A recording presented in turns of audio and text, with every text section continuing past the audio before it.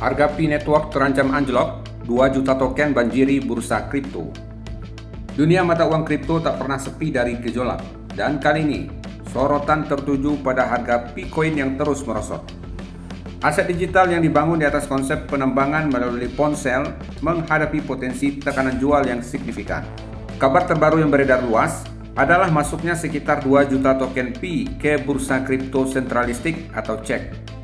Sebuah sinyal kuat akan adanya gelombang aksi jual yang berpotensi menekan harga Picoin. Indikasi penjualan besar-besaran dari on-chain data. Menurut data on-chain terbaru, pergerakan token Pi dalam jumlah besar menuju bursa menjadi perhatian utama para analis dan investor. Dalam 24 jam terakhir saja, terdeteksi adanya perpindahan sekitar 4 juta Picoin ke bursa UKX. Angka ini mencengangkan, mengingat total aliran masuk ke bursa mencapai lebih dari 1,3 juta token secara keseluruhan. Perbedaan angka ini mungkin menunjukkan aktivitas perdagangan yang sangat terfokus atau transaksi besar yang melibatkan jumlah koin yang sangat besar. Aksi perpindahan token dalam jumlah besar ke bursa kripto sentralistik sering diinterpretasikan sebagai indikator niat para pemegang untuk menjual aset mereka. Investor umumnya memindahkan token dari dompet pribadi ke bursa ketika mereka berencana untuk menukarkannya dengan mata uang fiat seperti dolar AS atau rupiah, atau aset kripto lainnya. Jika volume penjualan ini masif, pasokan token Pi yang tersedia untuk diperdagangkan di bursa akan meningkat secara drastis. Dan jika permintaan tidak mengimbanginya, harga Picoin bisa mengalami tekanan penurunan yang signifikan. Posisi Picoin di pasar kripto. Picoin telah menarik perhatian besar sejak kemunculannya, terutama karena model penambangan yang unik dan mudah diakses melalui aplikasi seluler. Ini memungkinkan jutaan pengguna di seluruh dunia untuk menambang Pi tanpa memerlukan perangkat keras khusus atau konsumsi energi yang tinggi. Namun status mainnet terbuka Pi Network masih menjadi perdebatan, dan token Pi belum diperdagangkan secara luas di bursa-bursa besar dengan likuiditas tinggi seperti Bitcoin atau Ethereum. Beberapa bursa memang telah mencatatkan Picoin sebagai IOU atau IOU atau kontrak berjangka, yang berarti perdagangan yang terjadi adalah spekulasi nilai Pi di masa depan, bukan token Pi yang sebenarnya. Aliran 2 juta token ini kemungkinan besar merujuk pada token Pi yang telah unlocked atau yang siap untuk diperdagangkan di platform yang memiliki fasilitas untuk itu. Dampak potensial terhadap harga Picoin. Jika 2 juta token Pi ini benar-benar dijual secara aktif di pasar, beberapa skenario ini bisa terjadi. Penurunan harga cepat. Peningkatan pasokan yang tiba-tiba di bursa tanpa diimbangi permintaan yang kuat dapat menyebabkan harga Picoin anjlok dalam waktu singkat. Volatilitas tinggi. Periode ini kemungkinan akan ditandai dengan volatilitas harga yang ekstrim, karena pasar mencoba menemukan titik keseimbangan baru antara penawaran dan permintaan. Sentimen negatif. Berita tentang aksi jual besar-besaran dapat memicu sentimen negatif di kalangan komunitas Picoin yang bisa memperburuk tekanan jual. Apa yang harus dilakukan investor? Bagi para pemegang Picoin, situasi ini menyoroti pentingnya untuk selalu mengikuti perkembangan dan memahami dinamika pasar. Mengingat status unik Pi Network yang belum sepenuhnya terintegrasi dengan pasar kripto yang lebih luas, pergerakan token dalam jumlah besar menjadi sangat sensitif. Penting bagi investor untuk melakukan riset mendalam, pahami secara jelas status Pi Network, mekanisme penambangan, dan bagaimana token Pi dapat diperdagangkan jika memungkinkan. Waspada terhadap spekulasi. Hindari mengambil keputusan berdasarkan desas-desus atau informasi yang tidak terverifikasi. Pertimbangkan risiko. Pasar kripto sangat fluktuatif, dan investasi di aset seperti Picoin yang masih dalam fase pengembangan dan memiliki likuiditas terbatas memiliki risiko yang lebih tinggi.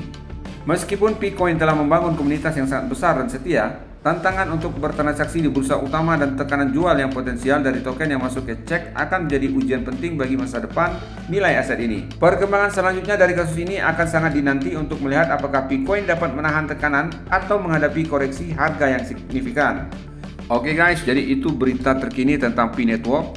Kita lihat di sini harga Pi semakin anjlok dikarenakan oleh token yang banjir di bursa kripto.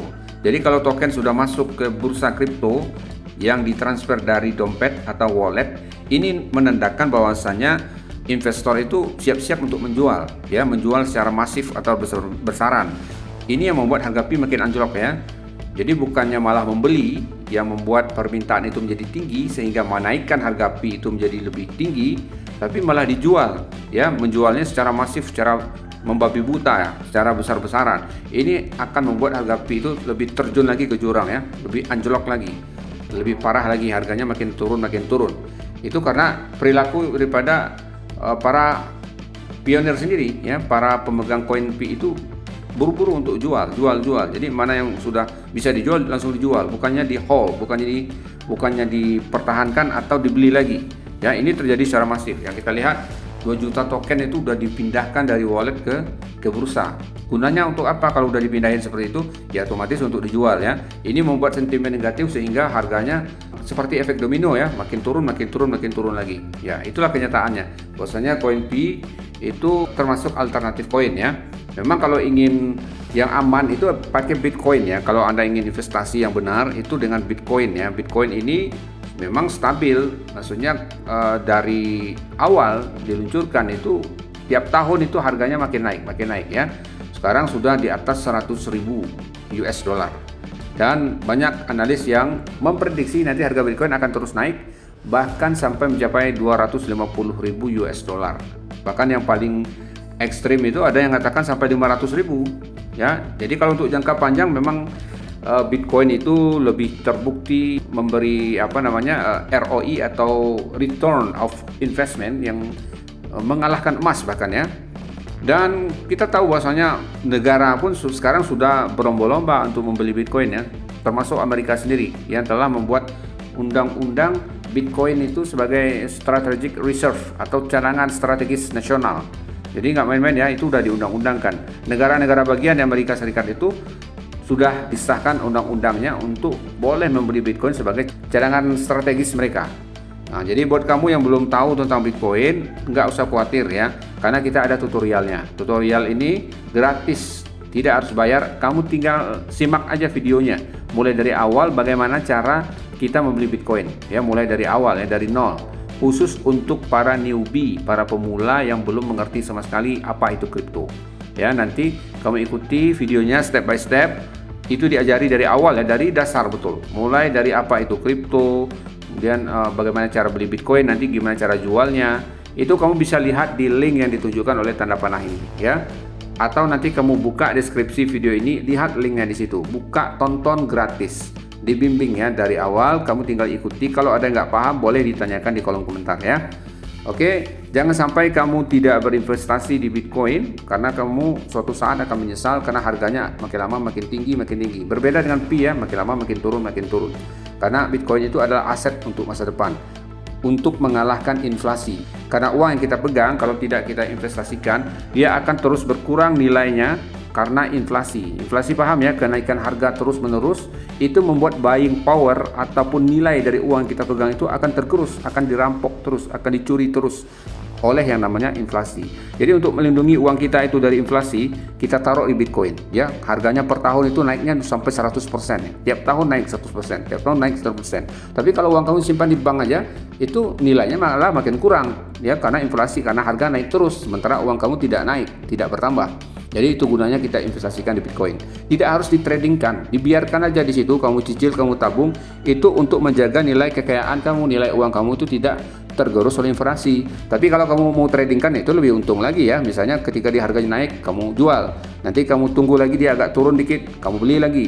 Naik dia lagi, jual lagi. Gitu caranya. Itu trading. Tapi kalau kamu nggak mau trading ya nggak apa-apa.